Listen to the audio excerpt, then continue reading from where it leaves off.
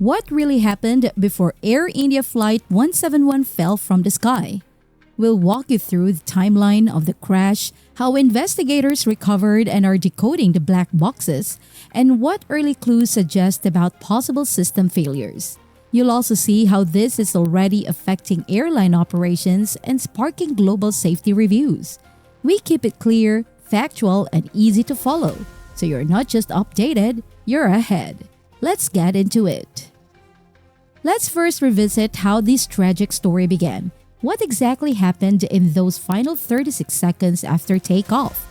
We're talking about Air India Flight AI 171, a Boeing 787-8 Dreamliner with the registration VTA&B scheduled to fly from Ahmedabad to London Gatwick. It was just another long-haul journey until it wasn't.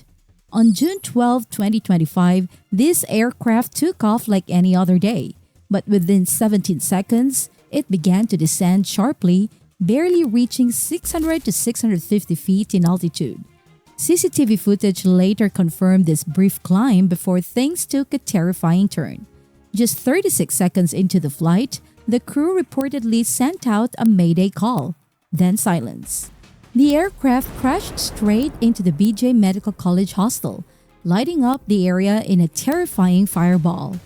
Out of 242 people on board, only one survived. The rest, including 230 passengers and 12 crew, didn't make it.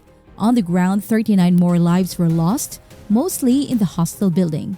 What caused the routine takeoff to end in such devastation so quickly? Now that we've looked at the crash itself, let's shift focus to the first solid clues investigators had: those two small but powerful boxes.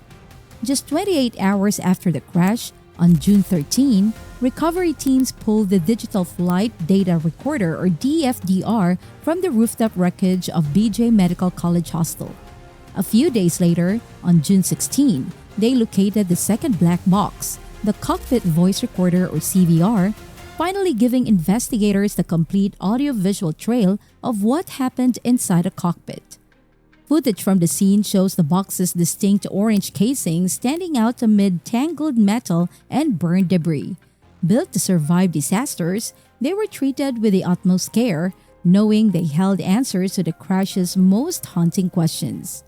But what kind of damage did they take?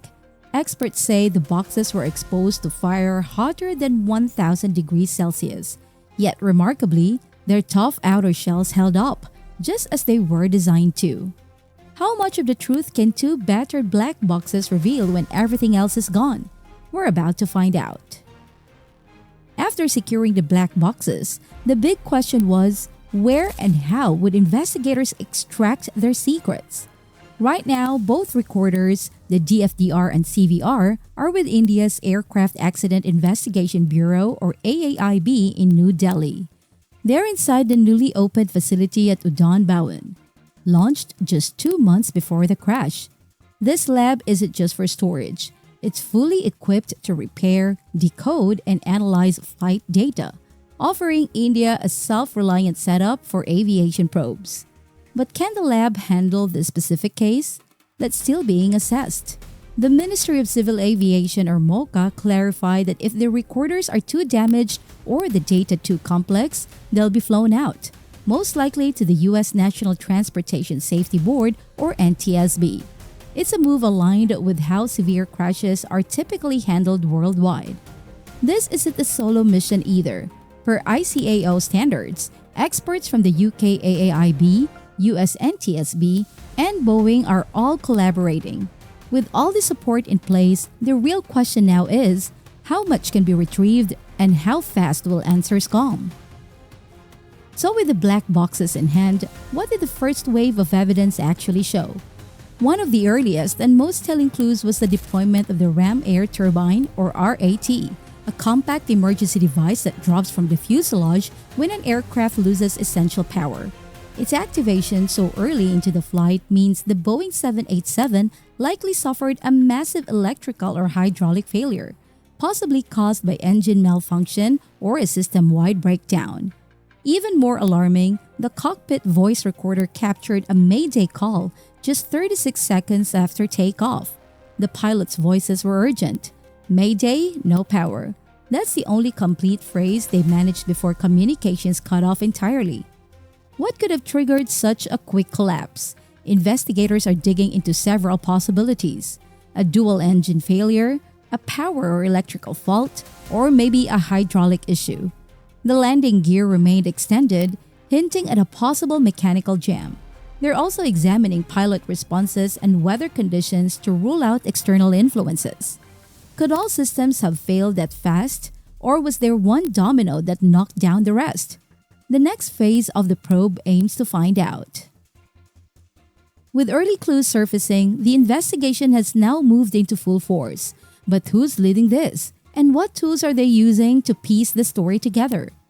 At the center of it all is India's Aircraft Accident Investigation Bureau, or AAIB, but they're not working alone.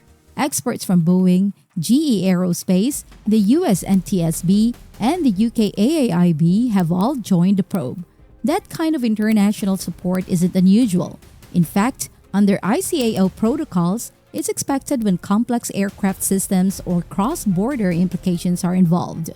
So what evidence are they working with? First, CCTV footage from the airport shows the plane's initial climb to around 625 feet, followed by a level stretch and a sudden drop, gear visibly still down.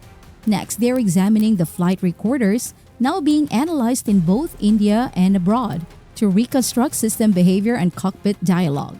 They're also carefully inspecting the wreckage, engines, airframe, RAD systems, and combing through pilot logbooks and maintenance records, especially recent engine service history. How do all these puzzle pieces come together? That's the goal, to turn scattered fragments into one clear explanation. Now that the investigation is underway, what comes next? And when can we expect real answers?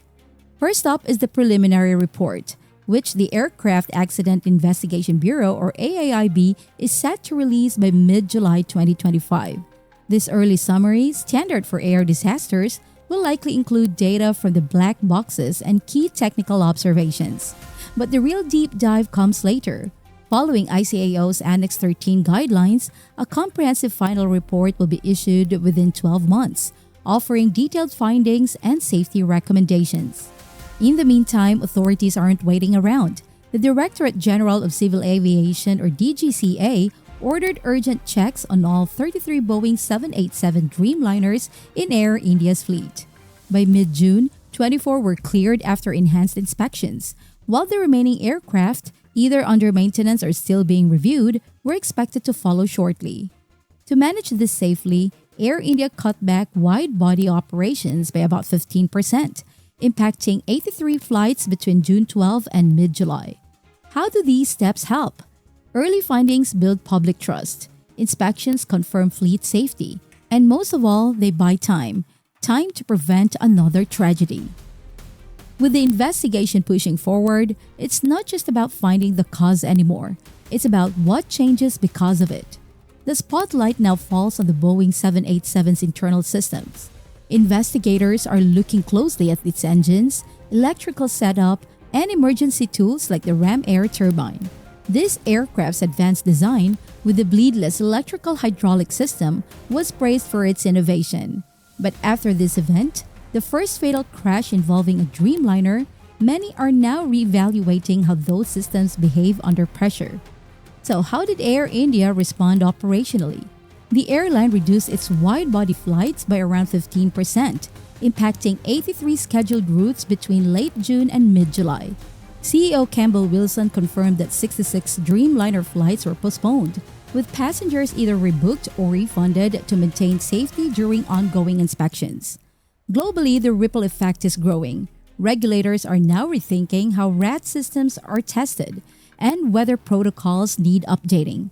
In India, the DGCA cleared 26 of 33 Dreamliners by late June, while other aircraft types, like the 777, are also under review.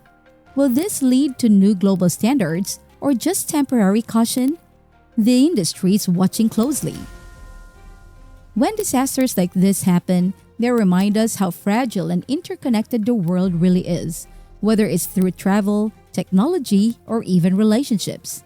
Speaking of connection, did you know that couples in long distance relationships are now more likely to meet through language apps than dating sites? In our next deep dive, we'll explore how people are navigating love across time zones, passports, and Wi Fi signals. You'll want to see how modern romance is rewriting the rules, one time zone at a time.